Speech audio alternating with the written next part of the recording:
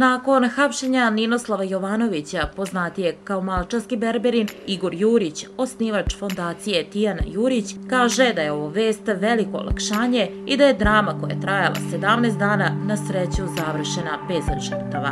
Bio sam u Malči i razgovarao sa ljudima i meštanima ovog, ali i okolnih mesta. Svi oni bili su i tekako uznemireni onim što se dešavalo i time što je čovjek uhapšen tek juče. Zaista je urađena velika stvar i zahvalan sam svim ljudima koji su učestvovali u poteri i pretrazi terena. Zahvalan sam Ministarstvu unutrašnjih poslova, ali i građanima koji su sve vreme bili tu, rekao je Jurić. Komentarišući to da je vest o Jovanovićevom hapšenju kod pojedinaca izazvala neljudske komentare, Jurić kaže da je povređen istim i da je žalosno jer niko više ne piše i ne govori o devojčici, maloj Moniki Karimanović, žrtvi malčanskog berberina. Danas Monika apsolutno nije tema, već je tema apsurdna priča o tome da li je neko lažan ili pravi, da li je sve namešteno ili nije. Taj mali broj ljudi svesno utiče na bol i patnju devojčice i njene porodice i zaista mi je jako teško. Sve ovo proživljava i moja porodica, svu ovu dramu, a izgleda da se istorija stalno ponavlja, rekao je Jurić i dodao: nisam zadovoljan brzinom koja je slučaj rešen,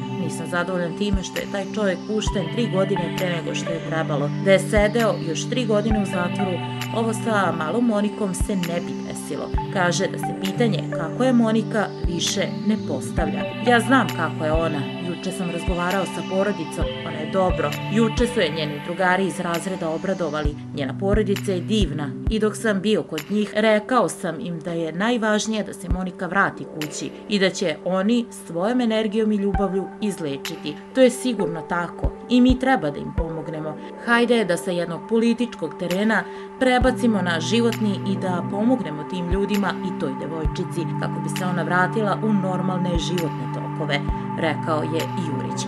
Kaže da su Monikini roditelji živeli za ovaj moment koji on sa svojom porodicom nije doživeo. Živeli smo za to da se Tijana vrati kući. Tokom potrage sam čuo se sa ljudima koji su tražili i Tijanu i verujte, kada je počinilac uhapšen i kada je Monika pronađena, prve osobe koje su ti ljudi pozvali bili smo mi. Pozvali su moju Sašku, Miljanu i mene lično kako bi javili da su našli Moniku i rekli: ovako smo želeli da vratimo i vaše dete. To su ljudi, priče, životi i zato me boli sve ono što se dešava i što u drugi plan vraća to da nam je Monika živa. Zato mi je jako teško, kaže Jurić. Ističe da su mu ovakvi komentari još jači motiv da nastavi da radi i da se zalaže za sigurnost naše dece.